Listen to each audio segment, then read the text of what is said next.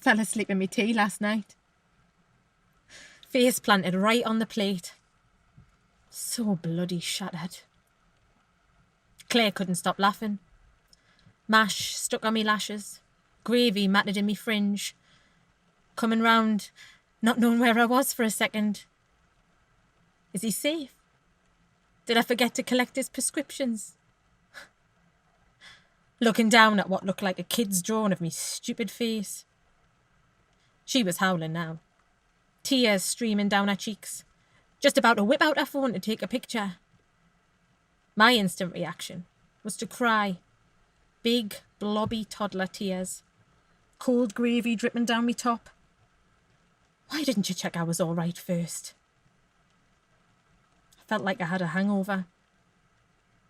Reality kicked in. We were still in lockdown. Nothing makes much sense anymore. Can't warm up. You know, I've never felt this dog tired. Even after I had Simon. That was a walk in the park compared to this. I must have looked daft. Claire wasn't being unkind. She apologised and asked if I was okay. I just mumbled, fine. We're all a bit delirious, to be fair. Meetings going on behind closed doors. Not looking each other in the eye. I keep holding my breath without realising. Are they talking about me? Christ, I think I snorted myself awake. No wonder she was laughing. The shame of it. As if we haven't got enough to contend with. I was just starting to feel like part of the gang. So embarrassing. Back to being that one again. Do-gooder. Novelty act. No one's actually said that. They've all been really nice. It's me. Maybe I've gone a step too far. Pete's face when I told him. Who am I kidding? What right do I have to step into their world? Cold mash is actually really comfortable. Feels warm and safe. They all came in to see me one by one. Karren said I could have her room in the annex. Sarah automatically put the kettle on. Brewing up fixes everything. And Sylvie, the senior, just sighed and said, "We can't get rid of you now, can we?" I met her first. We had the initial chat about me plan. She must have thought I was mad.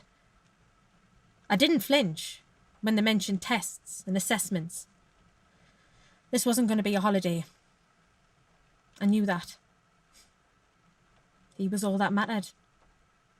You only get one dad. I knew I was doing the right thing as long as he was okay. They all had to be safe too. I wasn't being totally selfish, but it was my first instinct. It's become so much more. I actually enjoy it. Never thought I'd say that. Always been a bit snobby about that kind of work. Didn't mean to be. Everyone was like that or didn't even think. Unskilled and low pay. That's how they were labelled. Care workers. The kind of job the work-shy don't want and immigrants take on to stay here. Well, that's what we've always been told. Shocking. Who'd put up with that? Better to work at Morrison's than have to deal with catheters and hoists. Clapping on Thursday nights. What a joke. As if that suddenly makes years of neglect all right. Holding my breath again. Makes us want a tab. You could call it an assignment. I'm hardly Marie Colvin. I wish I was. She was incredible. Maybe in another life. I'm not sure working on a local newspaper qualifies as a war zone. I do love it though. It might appear small and pedestrian to some, but it's right at the heart of the community. It matters. When I was put on furlough, I knew that I had to find a way to see him. The urge was so strong. It couldn't be left. Not on my watch. When we moved him into Maplewood Lodge, he resented it. I know he did. Couldn't look me in the eye. What choice did we have? It was getting worse, shutting down. Tremors were off the scale. He couldn't keep fobbing us off. The kettle would go flying, hot water shooting in all directions. Terrible burns. First name terms with the paramedics. He needed specialist care.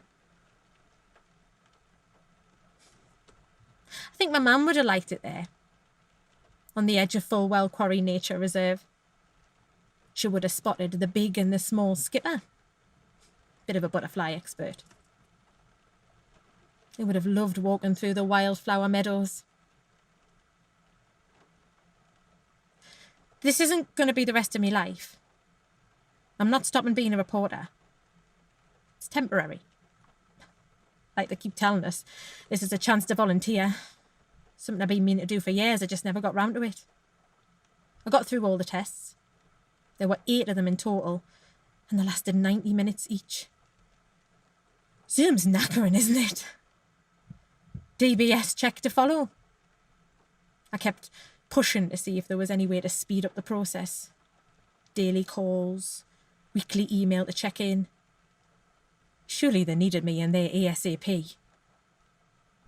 My pushiness didn't go down too well. Not surprising, really. I just didn't understand why the checks were taking forever. All we can do is wait. All we can do is wait, Diane. All we can do is wait, Miss Hopgood. As each day passed by, as each week dragged on, I felt like this was all just a stupid idea. Maybe I should just be doing yoga with Adrienne or adopting a dog. Instead, I binged all 8 seasons of Homeland, made the obligatory banana bread, and I missed him more than words could say. I'd all but given up. Simon was isolating with his dad. Lockdown happened on his week. Didn't want to disrupt him. Andy's all over it. Shit husband, but a good dad. We FaceTime every day. He's always liked him more anyway. I've always been close. I've sat in the car outside Andy's place. We've had chats. Well, I've sat with the car door open and Simon sat on the front step with his AirPods in. Not much dazzling conversation. Felt good though. To actually see him. They seem to be surviving on Domino's. At least we have that in common. I explained that I might not be around for a while. He just shrugged and turned his music up. On the way back to mine, I got the call from Kathy, the manager. Had to pull over. I didn't want it to go to voicemail. The DBS had come through. We were good to go. I was going to be one of their leisure activity coordinators on a different unit to me dad. Same site. Once I'd finished all my daily duties, I could spend an hour with him. 8 a.m. start tomorrow, and I'll need you to move in. Does that make a difference? No. I'll do whatever it takes. Mind jumps into overdrive. Last check in the mirror to pull away. I'm beaming. It worked. Peach thinks I won't last the day. It's little brother's for you. I've got a big box of disposable masks on the back seat. Can I really do this? You have the most wonderful bum. That was me intro to Clive. 90 and an absolute ladies' man. Apparently he thought it'd be women on tap when he moved in. I was fair game as newest recruit. Not sure asking them what activities they'd like me to plan was a good idea, though. Doris wants to do a skydive. Bernard wants to learn salsa. Shirley wants to meet Rylan. We all know what Clive wants. I was thinking more tea dances and whist drives. Who knows what a whist drive actually is anyway? They all make me laugh. I hope I'm a good distraction. They don't seem nervous at all. We decide on a freedom party. They'll make the invitation, the buntings and the cakes, all ready for when lockdown's over. Friends and family will pack out the place. I might even organise a salsa lesson. This is the exact moment I feel uneasy. A wolf in sheep's clothing. They don't know yet that Stan is me dad. I'm not keeping it from them, I'm just not sure it helps. I don't want to look like I'm playing at it. 7 days until I can have contact with me dad. Starting to feel a bit like I'm undercover. Sarah made a pasta bake last night. We all just about managed to eat at the same time. Sylvie was last to the table. Sheila won't settle without her. We all sat in silence, still not properly looking each other in the eye, as if holding each other's gaze for longer than a second might reveal too much.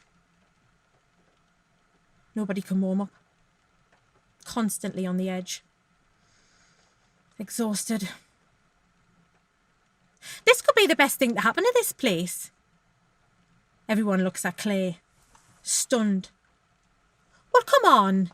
The karma for the most part. Must be seeing the same faces every day. They're all eating better. Can't remember the last time I had a meal at the table. We know each other properly now. You don't do mornings. Now everyone's looking at me. Clay shoots me a look. My heart stops for a second. Have I gone too far? The room erupts in laughter. Sylvie smiles at me. Looks like I do fit in now. You shouldn't be here, putting folks at risk. What were you thinking? Not quite the reunion I'd hoped for. He looked terrified. This is you all over. Nice to see you too, Dad. I'm allowed. I work here. Showing him the badge on me top. He looked baffled. I've been tested. No symptoms. Following all the guidelines. Safe. He looks away. I thought you'd be pleased. I've been so scared, love. Didn't think I'd ever see you again. Everything in me being has to stop myself.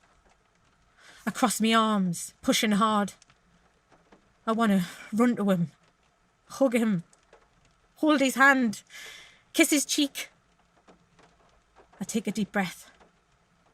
I'm here now, Dad. I'll see you every day. He turns to me, eyes wet. Can we go for a walk? Not yet. I want to show you something. He gestures to his walker. I guide it round to him. Struggling, he leans onto the frame, pulling himself halfway up. It's agony to stand by, just watching. One last push, Dad. Slowly, he manages to stand. I want you to meet a couple of my pals. He moves across to the big picture window. I position myself on the other side. We're like bookends. Do you need me to get them from their rooms? No, they're here already. My stomach drops. I knew it'd get worse. Just hoped it hadn't got to that stage yet. Nancy's by the table. Frank's lurking by the trees. Do you need your eyes testing? Cheeky sod. I stare out of the glass, following his directions to the letter. There's no one at the table. Deserted. Hang on. What's that on the paving? I start chuckling. There she is. Nancy with a laughing face, her vivid green neck feathers catching the light. Frank is sauntering round the rest of the garden, looking for the rest of the rat pack. His magnificent blue-green train winking at us. They live here too. Make a right racket. Feels like we're somewhere exotic with them around. On an adventure. He looks across at me, eyes twinkling. Glad you're here, pet. My dad. Wine gums and fivers. That's him. Always had a tube on the go. Generously giving away the green ones whilst quietly stashing away the reds. Pressing a fiver into me pocket to treat myself whenever I went round to the house. I spend 2 more days like this. Watching him singing away to himself. Telling me that Nancy keeps giving him the eye. Belly laughing at that advert with the talking dog. Sylvie stops me on the way back to the staff room. We need to move your dad upstairs. What? I've just seen him. It's urgent. He needs extra support. He's stopped eating and he's refusing to drink. Well, I can sort that out. Just let me go back and see him. He has a new cough. Well, surely it's better. Diane, we need to move your dad into quarantine. He's a COVID risk. This is essential to protect everyone. I don't know what happened next. I woke up with Claire holding me hand. Tried to get up and the whole room spun. Steady, you fainted. Claire's by my side. Let's just sit here for a mo, get our bearings. Sarah passes me a glass of water. It's my fault. What are you on about? I must have made a mill. Claire and Sarah flash each other a look. They're a bit too slow with the denial. It's no one's fault. They keep telling me that. Claire found the food on her afternoon rounds.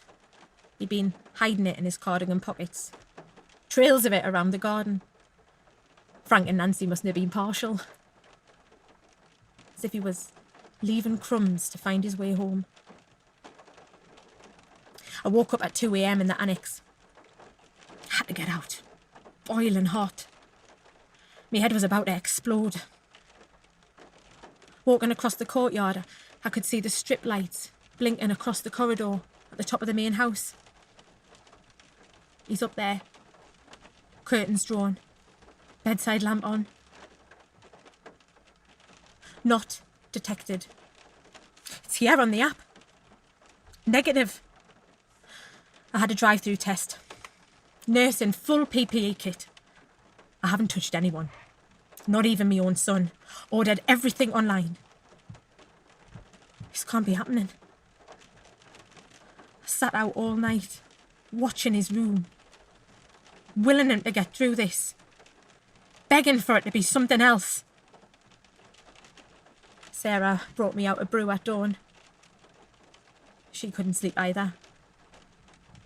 We sat in silence. Light changing from night to day. There was movement. Gnawing at me hands. A rush of activity along the corridor. Sarah ran to the stairs. I can't hold it in. The lamp went out. I let out a scream. Couldn't stop myself. Peacocks howled.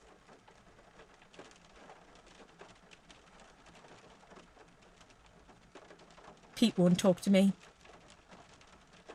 He made all the arrangements. Didn't ask what I think. Emailed all the details across. Only close family. Requested that I let him know if I'll be attending. That's where we are at the moment. There's a link to watch it online. I didn't do anything wrong.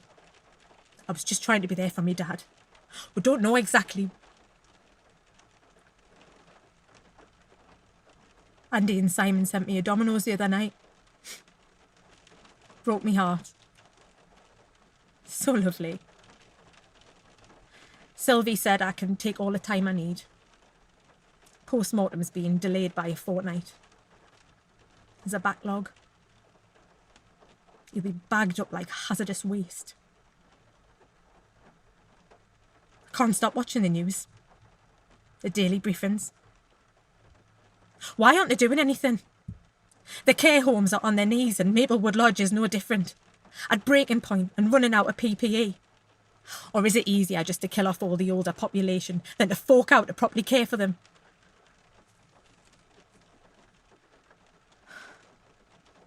Starting to go in now. My Simon by the doors. I think he's looking for me. His hair's got long. This'll be his first funeral. He was too young when... Okay. I have to do this. Everything will be all right. Pete'll pretend I don't exist. This is important. Simon needs me. I've got form at funerals. Bottled it at me mum's. Well, I nearly did. They were about to start and I'd gone AWOL. My dad found us sat in the memorial garden reading all the cards on the flowers. I can't do this. It's too much. Come here. We sat on a bench, facing out, holding hands tightly. I know you can do this. You are my daughter, and you are one of a kind. There's no one quite like you. Just like that. He makes me believe in myself.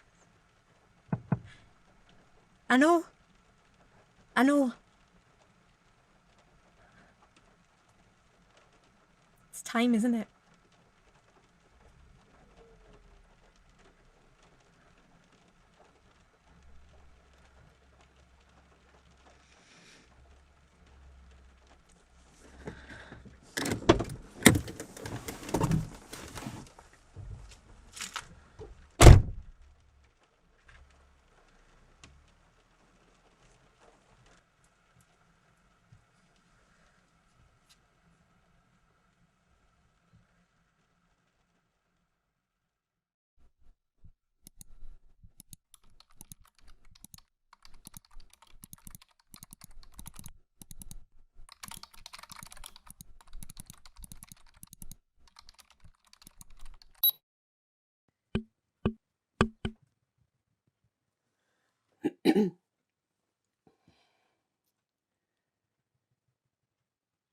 I started to see things weren't quite right years ago. There were all these planes crisscrossing the sky. And this was then, before... There were so many of them. Long plumes in the sky. I read about this man in a microlight.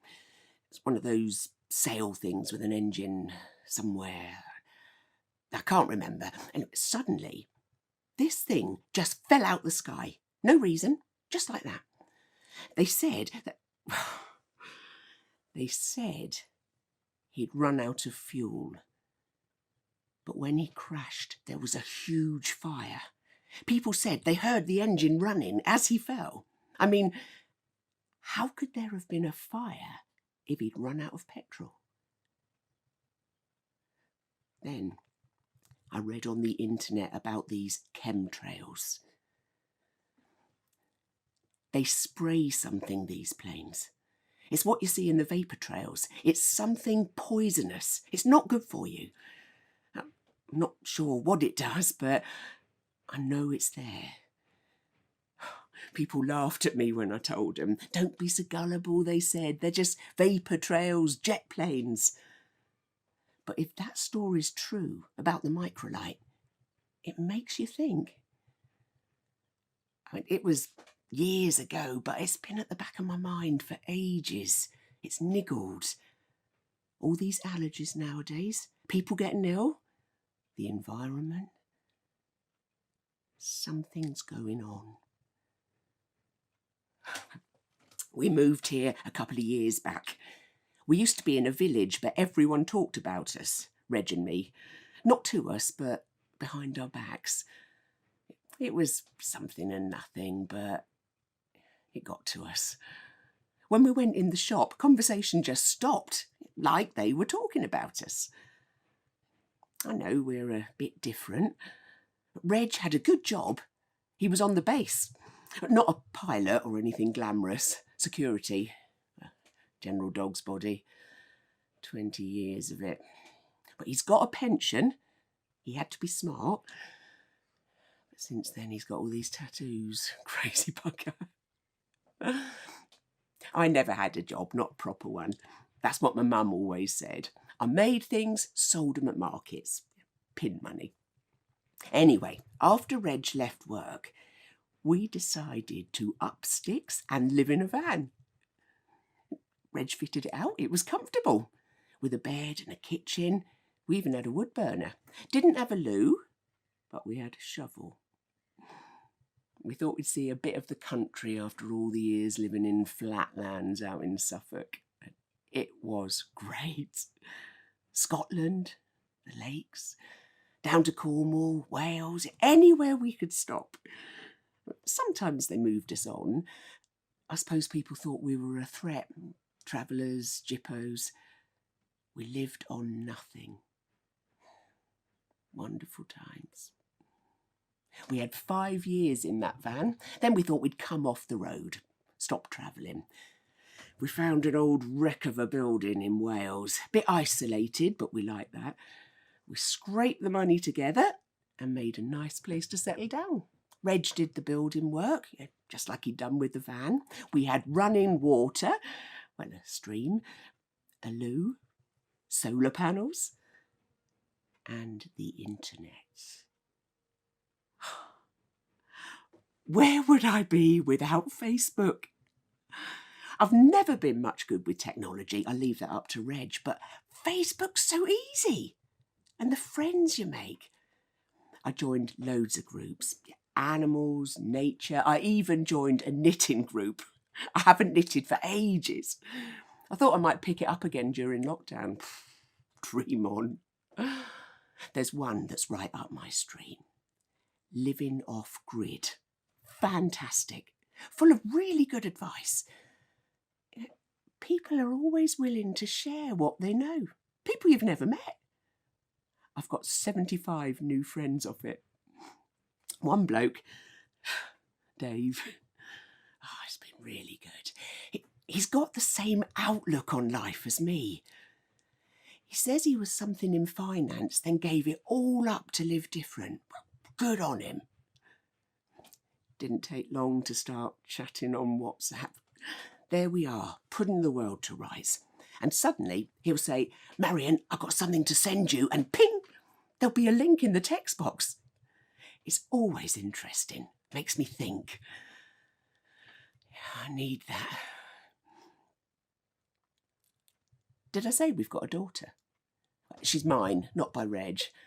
Another bloke when I was 19. Crystal. We lost touch in the van years, but she'd gone by the time we left. Went to the bright lights. When I say we lost touch, we do keep up. She's settled down now, somewhere in Cornwall. She knows where we are. Got our email, phone. Yeah, I miss her. And the kid. Justin. It's my grandson. It upsets me, but Reg was never one for children. And after we'd done the house, we did the land. We wanted to be self-sufficient, live on what we could grow. And chickens, always chickens and eggs. Yeah, it's not well, the little boy. Sick. Well, I say sick, but it's more like it's in his head. He's 5 now, well, going on 6. But when he was 3, he started to scream and shout. Crystal sent me videos. It was obvious he wasn't well. One of the videos showed him banging his head into the chair, just shouting, bang, bang, bang, that little head of his just thumping into the seat of the chair. It was that vaccine they give them. MMR. Dave told me about it. But Crystal said it was just the way it worked out. One of those things. He's autistic. But I know, because she told me the doctor forced her to have the jab. They just gave it to him. No messing. It's as clear as day on the internet. Reg told me when the forces were in the Gulf, they had to have all these injections. Not him, he wasn't there, but when they got back, he picked it all up in the canteen. They'd been made to have them. No one knew what it was. Officially, it was a cocktail, not a bloody gin and tonic, I can tell you. Same with the vaccine they gave Justin. No one knows, but that's what caused it. All the head banging. They know. They always knew.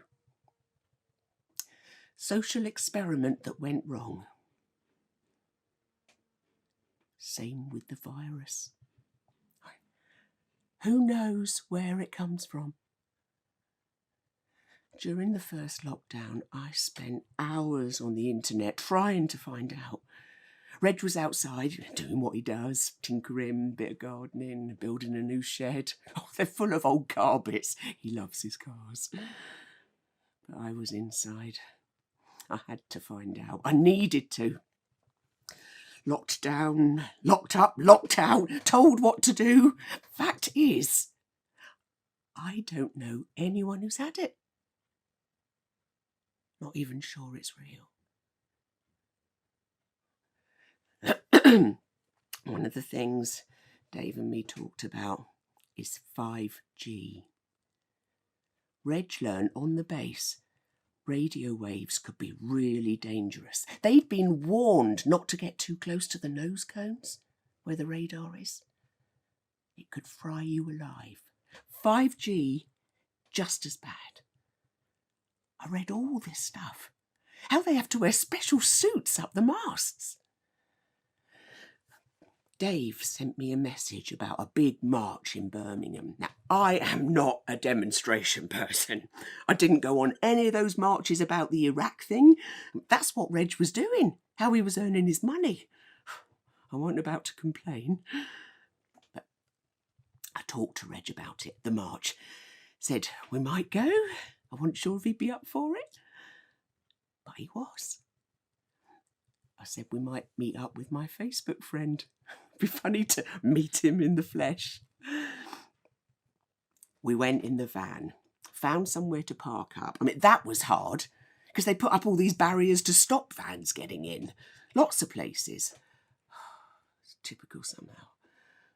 Anyway, we parked up and took the bus into town. Amazing. So many people. Not just the types you see on the telly, waving banners and shouting. No, people like us, ordinary people, concerned. I hadn't a hope in hell of bumping into Dave. We hadn't made any arrangement. We got loads of leaflets, went back with a stack of them, and speeches. Oh, we were miles back in the crowd, but they had these big loudspeakers up by the podium. There was a nurse who'd been sacked for speaking out against what was going on.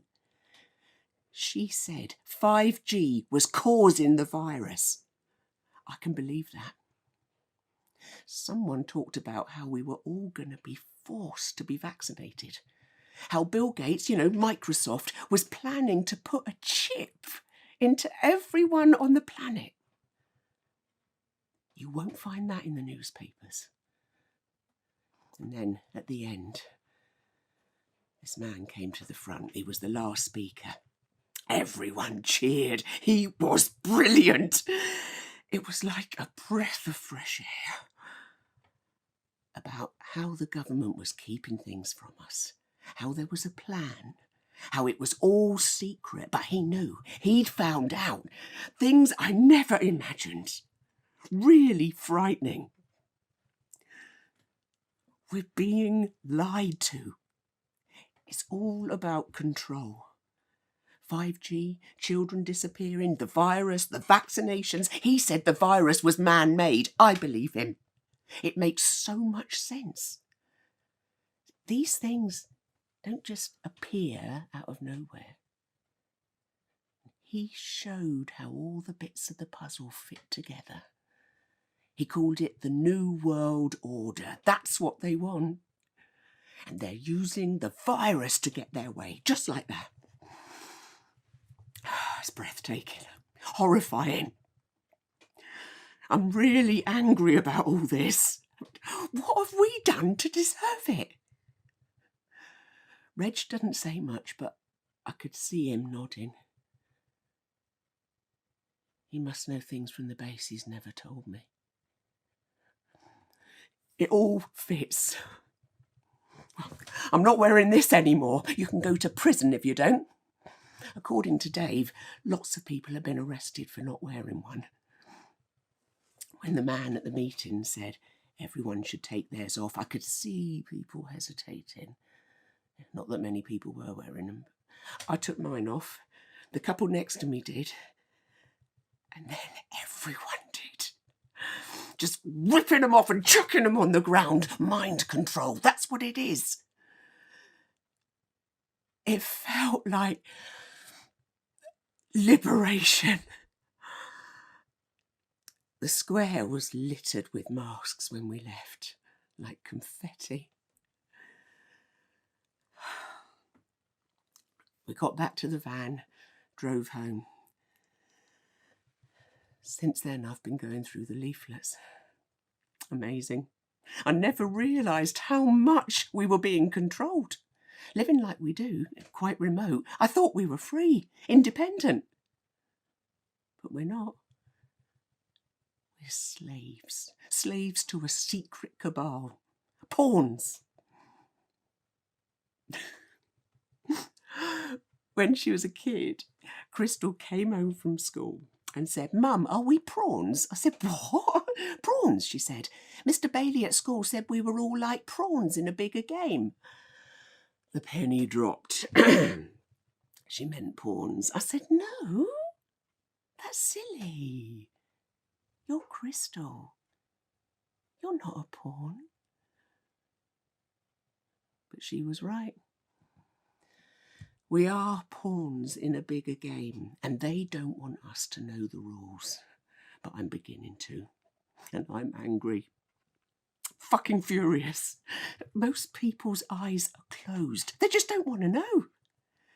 I learnt so much at that meeting in Birmingham. It makes my head spin what's going on. How could we have been so blind not to see the truth, the facts, how it's all connected? The planes in the sky, the radio waves, the stuff they put in the water, the vaccinations. There's a new mast going up near us. God knows what it will do to us. I want to burn it down. It's got to stop. People like us have got to rise up before it's too late. Who else is going to if we don't? There were 30,000 people at least at that rally, only the telly said it was 5. I was there. There were thousands. Another lie. Mainstream media lies. Oh, thank God for the internet. I wouldn't begin to know any of this without it. A little while back, Crystal called, just out the blue. She sounded really up, not like I've heard her in a long time. Said they're putting Justin on a new treatment, behavioural therapy. I cut her off. That's how it all started, I said. Silence. Are you there? I said. Yes, Mum, I'm listening. What are you trying to say to me? I said, injections is how it all started. That MMR stuff, that's what caused it. And now You're going to let them give him more? Well, I got an earful then. Mum, this is nothing to do with injections. Anyway, you know what I think? We've been through all this before. This treatment's going to help him. I've discussed it with them. Well, that really got me going. I let fly. I told her she shouldn't be so stupid. She was trusting them. Did she have any idea what she was doing? I told her about the meeting in Birmingham, and then she shouted at me. You were there at that rally in Birmingham with all those crazy people, conspiracies about this and that, all that nonsense. Oh, it got worse after, a real shouting match on the phone. She accused me of going down the rabbit hole, that it was all nonsense, that I was being lied to for God knows what reason. They're lying to your mum, don't fall for it. Lying to me, eh? I know who's lying, and it's not them.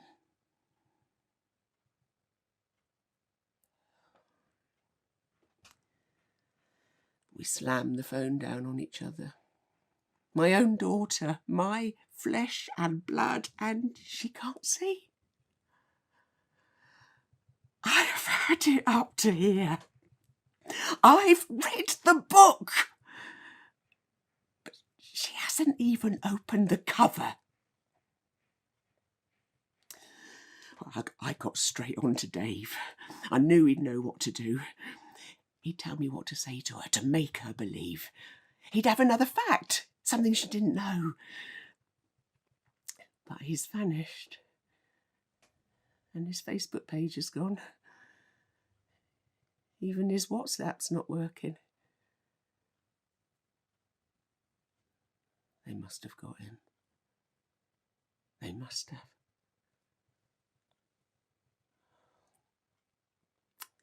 That was weeks ago. I've heard nothing. I don't want to lose her. I brought her into this world. I know you think I'm crazy, but I'm trying to tell you something important. Like I told you to look both ways when you cross the road. Like not talking to strangers. Can't I get even you to understand? Don't you see? I'm angry. More angry than I've ever been. Not with you, sweetie. The world. Such a shit place. Crystal. Let me in.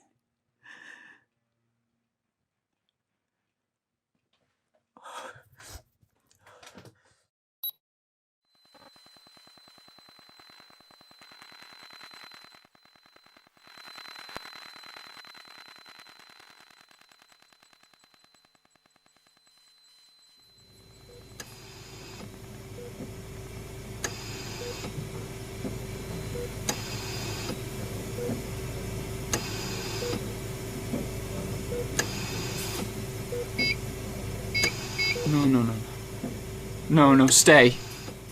Stay, why is she leaving? Is it a she, even? I can't tell from here, just... Get her back. Get her back. Try. Please, just try. Without her, you've got no chance, mate.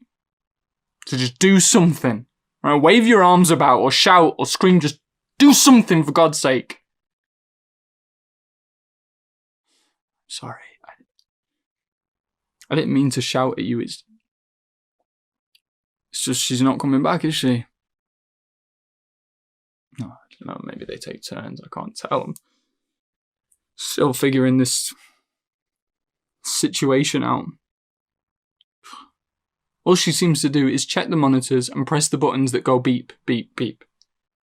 3 times. Always. This time they didn't beep. and she didn't wait to write anything down on a clipboard. Well, it's not looking good, is it? Well, come on. Challenge me like you always do. Anything I say, you say the opposite. That's how it's always been, right?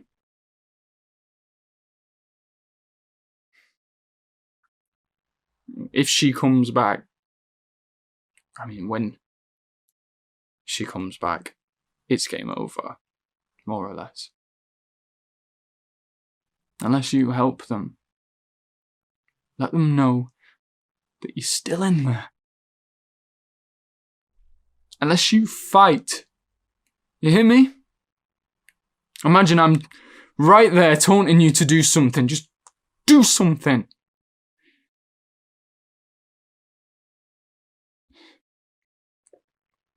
Can you hear me? No, this much I know you can hear me.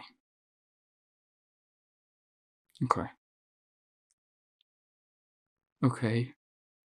Try this then. Make beautiful pictures in your head. Your brain can handle that, that's what I do. I replace madness with beauty. I know you can hear me, so listen.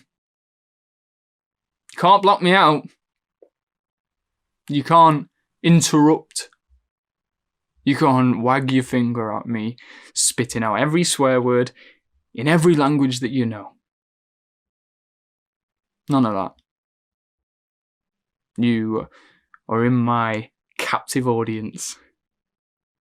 You are in my thrall.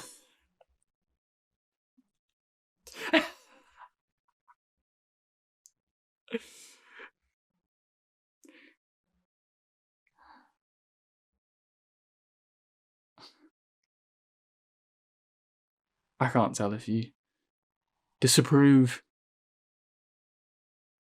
You hate my laugh. It really winds you up. Clip on the ear, kind of wind up, but it doesn't take much to wind you up.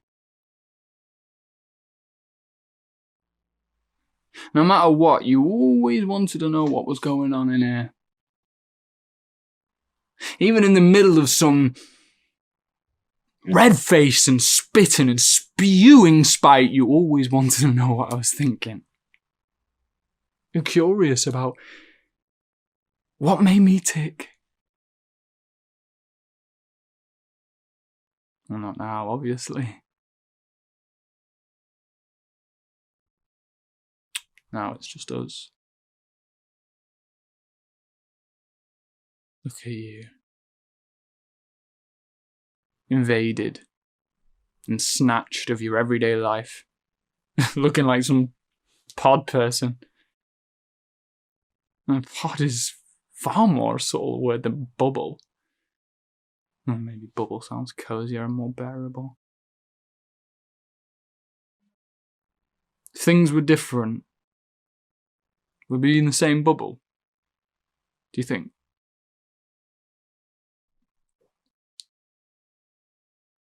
Remember the pod people. Invasion of the Body Snatchers, only a classic. The 1956 version. Black and white. All science film. All science fiction films should be filmed in black and white. Makes it more real, somehow. And then the cheesy Donald Sutherland remake and the 1993 one, not great, but had its moments. I still watched it. It's the central metaphor that got me. An alien spore comes like a bad nightmare while you sleep and duplicates you until you, the original you,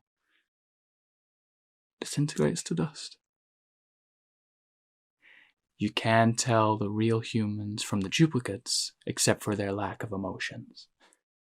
I found it strangely erotic, even at that age. I mean, what a film for a teenager. I'd watch it until the last credits rolled up like I was possessed. Now I know why. And that's why you never wanted to watch it. Because I loved it. 2 minutes in and you're yelling Doctor Who rip-off. Cardboard actors in cardboard sets. Because I was obsessed with it. Because I got the metaphor and you didn't. How I loved saying metaphor and watching your face as you try to figure out the word. Failing to hide your your ignorance.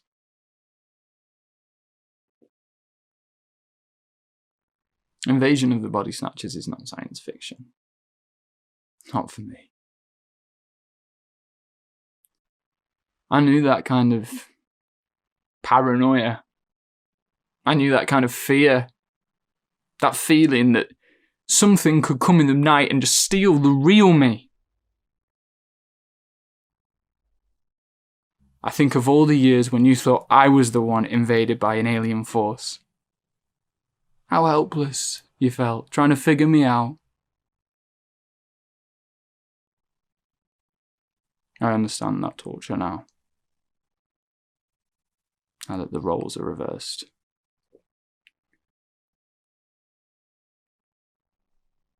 Is she coming back? Oh, thank God she's coming back. Well, at least they're doing something. You know, activity's good. You've always hated stillness. You had to have the TV on all the time and the radio and God Save the Queen and the World Service and on and on. Any sign of her? No?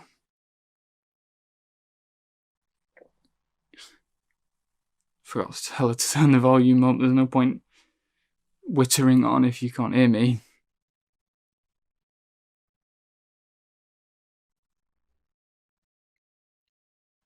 I wish you had some vibrant colour around you. Some beauty. Everything just looks so industrial. I mean, I used to always make my room look beautiful, do you remember? Every time you thrashed it, I made it beautiful again.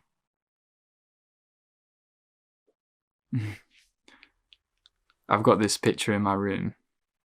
It's the first thing I see when I get up. It's not mine, it belongs to a friend. And this image has nearly every colour on it. It's a painting of two Hindu gods, or rather one body split into two halves. You've got the masculine side on the right and the feminine side embraced in union. It's real. I mean, this image dates back centuries. Lord Shiva and Parvati.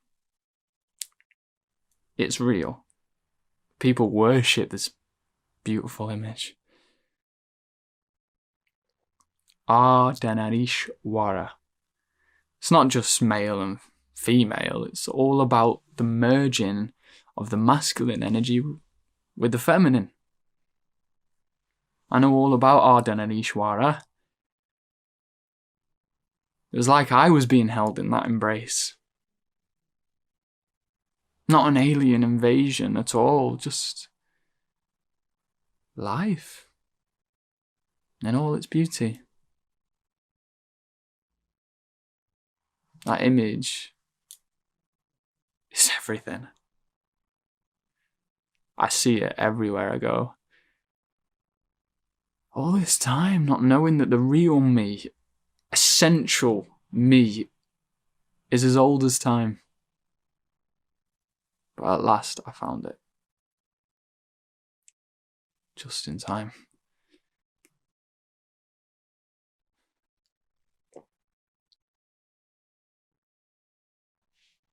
I nearly died that night. You know the night. You chucked me out, and you never wanted to see me again. There was that finality about your anger, like something inside of you finally broke. So yeah, everything I had in a bin bag and off I went. And just like you said to me so many times before, someday you'll find me lying in a ditch.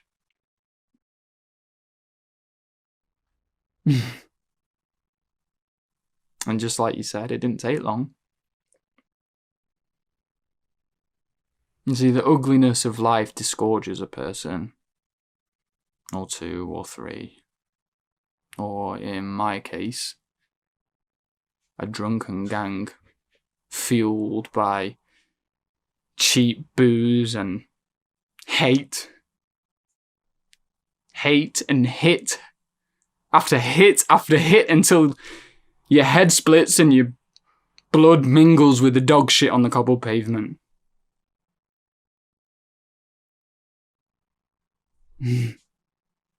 Maybe they didn't like the purple sequins on my dress. I was so proud for stitching them on. Or maybe it was the glittery silver thigh-high boots that wind them up like crazy. Yeah, that brute force was somehow familiar.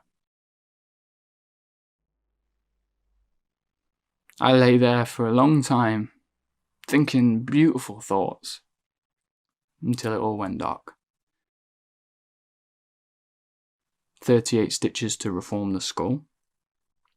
Time healed the damaged nerves, and torn ligaments took months of physiotherapy.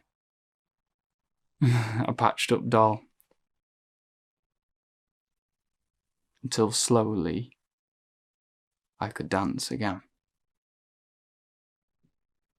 No one can stop me from dancing. You know that, don't you? Deep inside.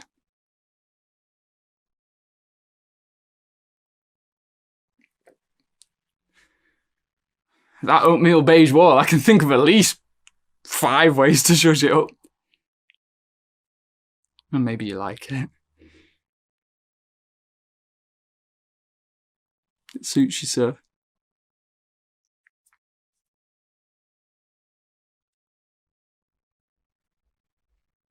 You're not the type.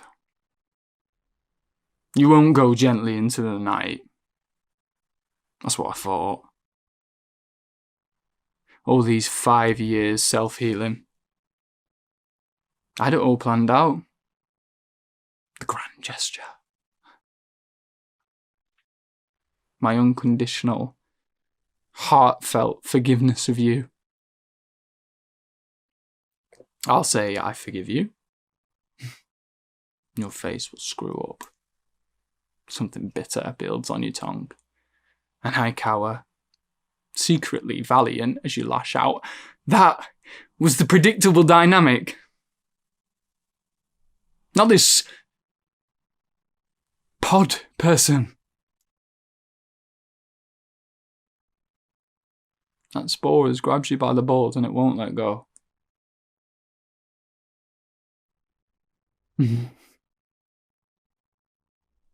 Who'd have thought all this science fiction would have prepared me for this? To boldly go where you and I have never gone before. Perhaps seek destinies elsewhere. And for now, we'll just sit and wait.